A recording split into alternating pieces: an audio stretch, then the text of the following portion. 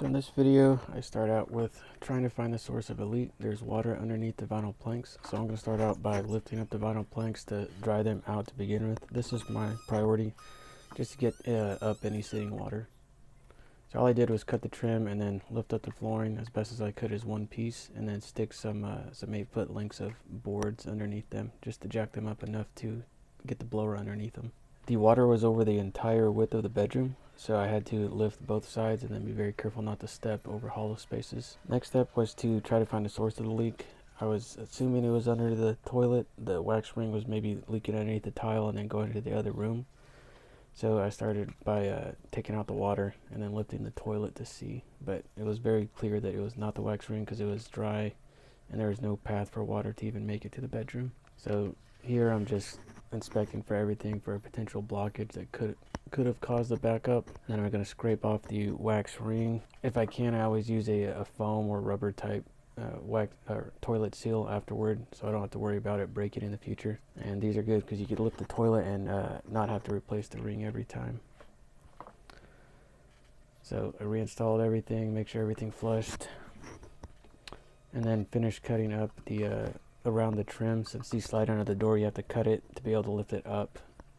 This is into the hallway. So this is a weird case how the water was in the bedroom and the hallway but not the bathroom. I ended up finding the leak afterward because there was still water several days later, and it should have definitely been evaporated. So I removed the wall and instantly found the leak. So here's an update on the water leak. I've lined up the trim that went to here, and this nail lines up perfectly with the hole. So here's the guard that's supposed to go over it. I'll tighten it back up.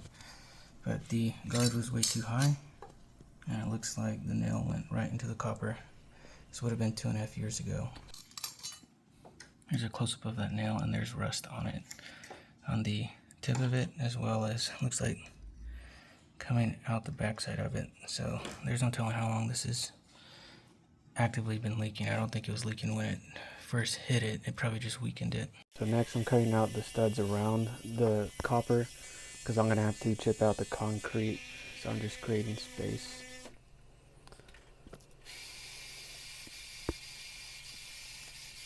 And here I am using a rotary hammer to get up the concrete as carefully as I can.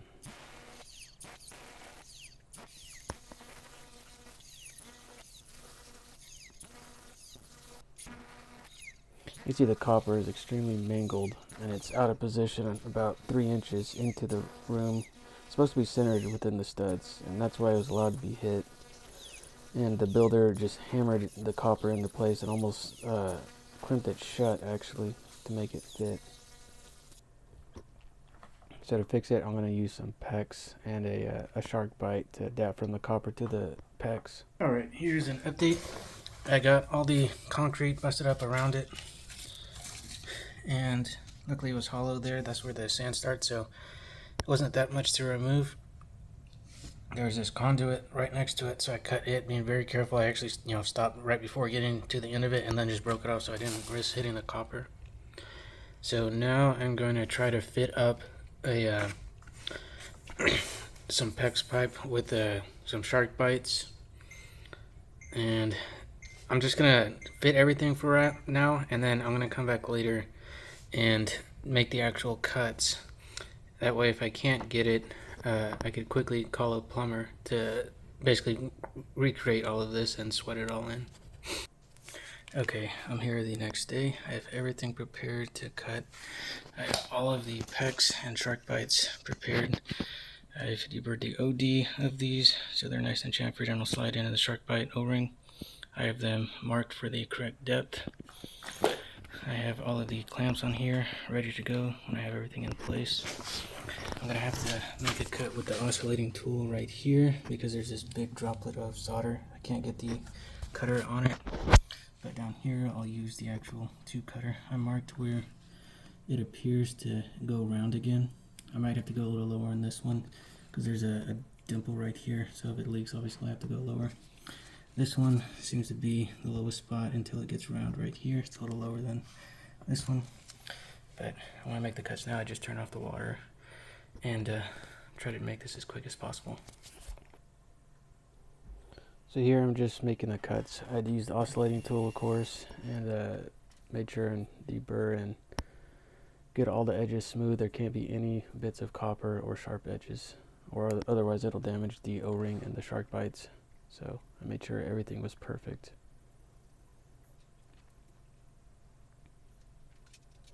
Here I fit up the top and bottom shark bites, and then fit everything in place, and then made the cuts for the 2 vertical lengths coming up.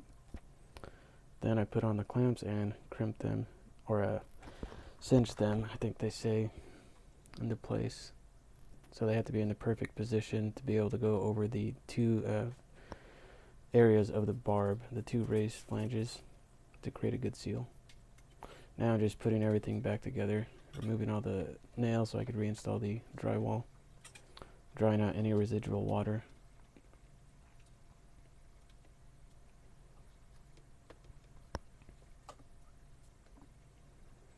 Then reinstall the drywall and put in some backer boards to make sure they are stiff and supported, so you can't accidentally press on them and then collapse the drywall in.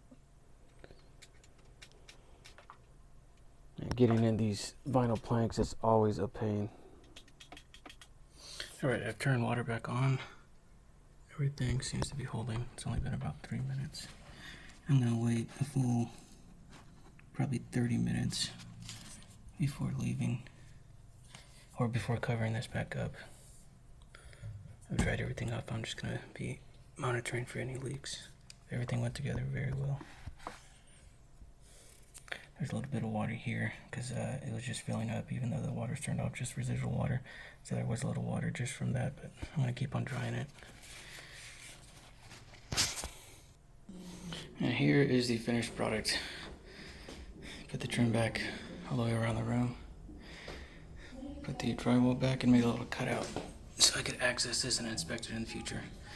I have a little piece of thin steel. I could cover it now, and it'll go right behind the trim, and I could stick my hand down here and see if there are any leaks in the future. So this will be good. And here's the shower over there. So I think this concludes the leak that I ultimately caused 2 years ago. Here's the nail that did it. You can see this little rust around it. You can see it's squished up because it hit the copper pipe and then bent its way up. And with this actually going lower, I made a little cutout. It goes lower, so it actually goes beneath the floor level. So nothing can ever hit this in the future. And here's the final product. I ended up putting some cabinet screws so these are flat at least and won't be raised up. I'll come back later and fill these in with some latex caulking, as well as the seams here. And I'll solidify all this, even the loose bits like this. And then I'll paint it with the same paint. This is some newer paint, so it shouldn't be faded. And this will all be covered up, except for that little thing. I'll still paint this, but I'm gonna leave the plate, of course. And then I'll caulk around the trim, and then everything will be like it was before.